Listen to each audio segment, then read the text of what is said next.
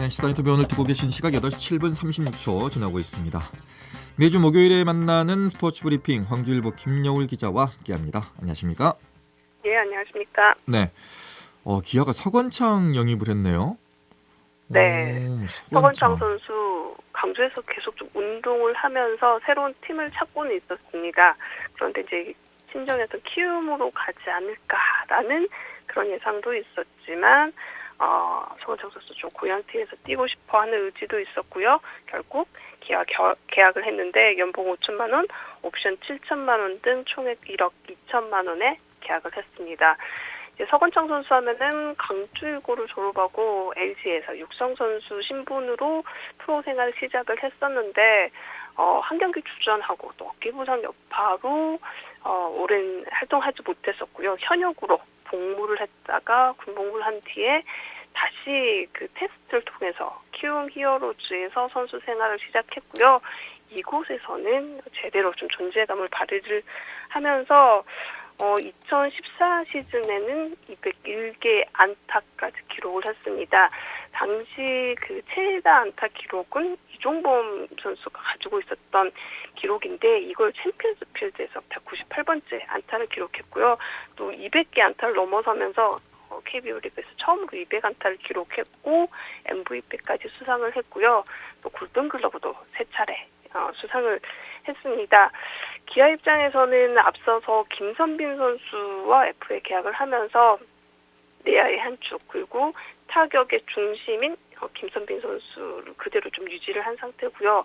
둘이 동갑내기 선수입니다. 89년생 김선빈 선수와 서건창 선수 동갑내기 선수인데 아무래도 기아가 기대하는 게 이 서건창 선수의 경험인데요.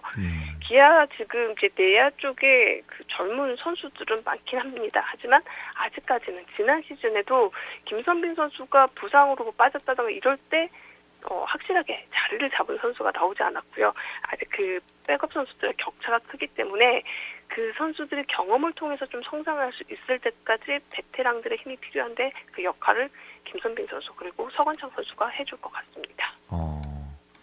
네. 위치가 겹치나요? 네. 아무래도 겹칠 수밖에 없는 상황이긴 한데요. 그러니까요. 네, 그래서 좀 베테랑들 좀 경쟁 구도 이런 느낌이기도 할 것 같고 서건창 선수도 정말 잘하고 싶은 다시 좀 예전의 모습을 보이고 싶어하는 그런 욕심이 있기는 합니다. 그래서 어떻게 이거를 적절하게 현장에서 활용을 할 수 있느냐 이 부분이 중요할 것 같습니다. 그럴 것 같아요. 네. 일단은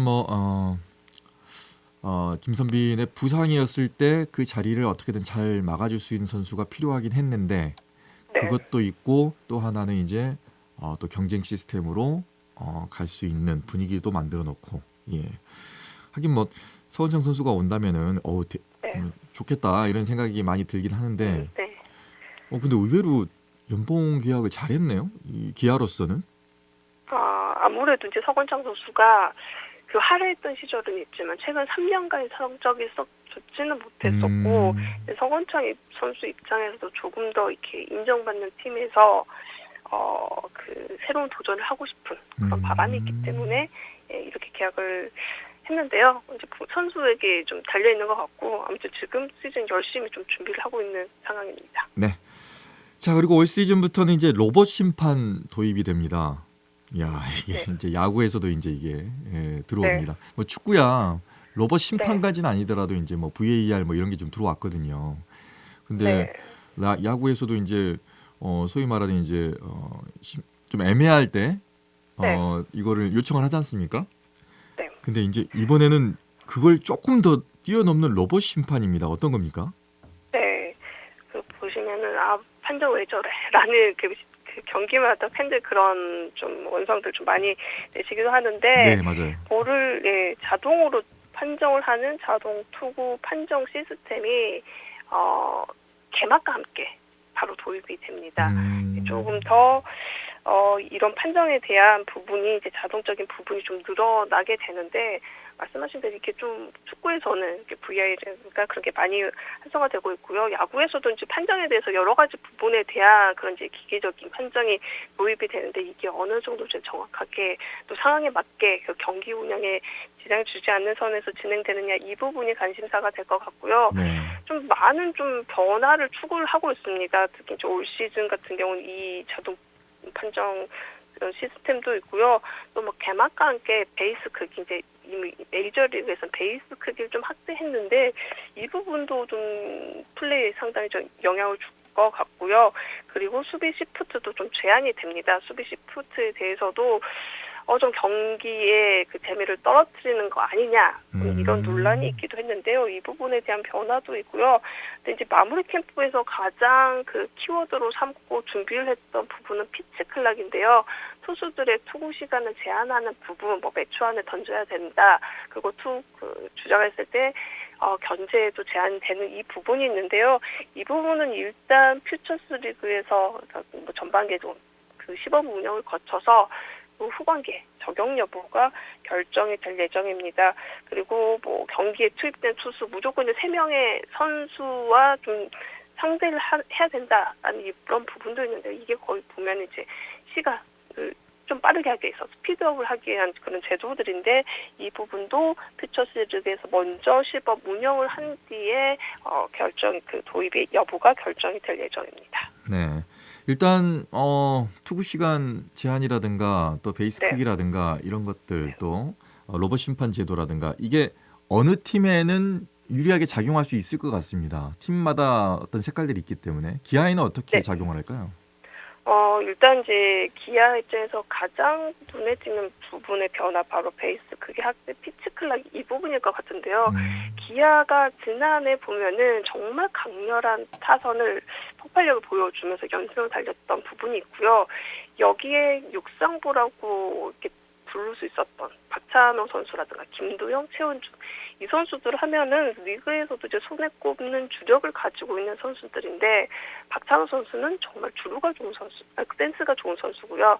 김도영 선수 같은 경우는 그냥 스피드 자체로 리그의 최고의 수준이고 최원준 선수는 이제 허타준적으로 불리는 이런 선수인데 일단 베이스가 확대가 되면은 그 비디오 판독 항상 이루에서 손이 닿았냐 말았냐 이 부분에 대한 판정이 있는데 넓어지기 때문에 선수들 입장에서는 주자들 입장에서는 이제 뛰는 야구에 훨씬 도움이 되는 부분이고요.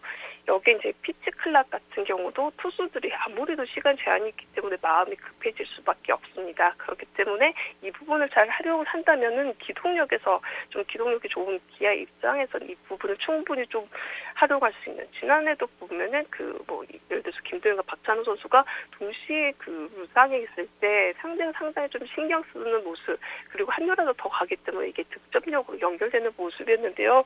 이 부분에서 좀 기아가 이제 주력에서 좀 기대를 하고 있는데 이제 박찬호 선수한테 얘기를 들어봤더니 일단 베이스 확대되는 거는 주자 입장에서는 정말 그 반가운 변화가서 뭐 지난해를 생각한다면 3개에서 5개 정도 더 성공했을 것 같다라고 이야기를 했고요. 근데 피치클락 같은 경우는 아무래도 피치클락이 도입이 되면 이제 모두 다 뛰는 그런 야구가 될 것 같은데 박찬호 선수의 워낙에 센스가 있는 선수라서 투수와의 그 수싸움을 하면서 본인이 그 빈틈을 잘 파고드는 선수라서 박찬호 선수에게는 이제 유리하지 않은 변화. 아무래도 기존에 잘해있던 선수에게는 좀 그렇게 큰 이점은 없는데 그래도 빠른 선수는 더 빠른 그런 선수가 될 것 같고 이 조재영 주루 코치 이야기는 이제 앞서 메이저리그에서 이미 이 피치클락이 시행이 됐기 때문에 김하성 선수에게 많은 얘기를 좀 물어봤다고 합니다. 그러면서 센스가 있는 선수라면은 좀 발이 빠르지 않더라도 충분히 위협적인 선수가 될 수 있고 느린 선수도 뛸 수 있는 그런 상황이 될 것 같다라고 이야기를 했고요. 그래서 이 부분에 지금 상당히 신경을 쓰면서 기아가 주력을 좀 새로운 전력으로 해서 득점력을 높이는데 많은 좀 할애를 할 예정입니다. 네.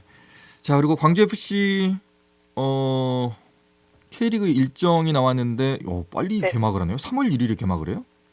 네, 3월 1일에 개막을 합니다. 올해 이제 야구도 빨리 시작을 하고 시즌이 일찍들 움직이게 되는데요.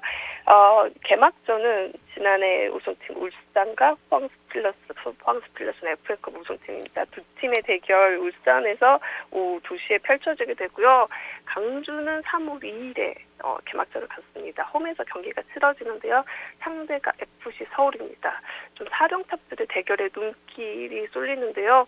이정효 감독 지난 시즌 K리그1에서 돌풍을 일으켰고 올해 이제 어떻게 할까 많이들 좀 지켜보실 것 같은데 이정효 감독의 새 시즌 어떤 모습으로 될까도 관심한데요. 상대가 김기동 감독, 이정효 감독이 지난 시즌에도 시작하기 전에 포항과 좀 상대를 해보고 싶다라면서 김기동 감독을 많이 언급을 했었는데 김기동 감독이 FC 서울로 지금 이적을 하면서 새로운 팀에서 첫 경기를 하는데 어떤 결과가 나올지 이 부분이 관심사가 될 것 같습니다.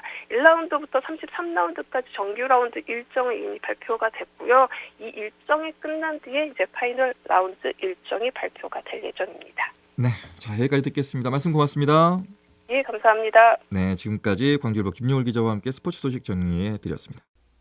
언제 어디서나 내 손 안의 뉴스. 광주 MBC 뉴스 유튜브 구독으로 함께하세요.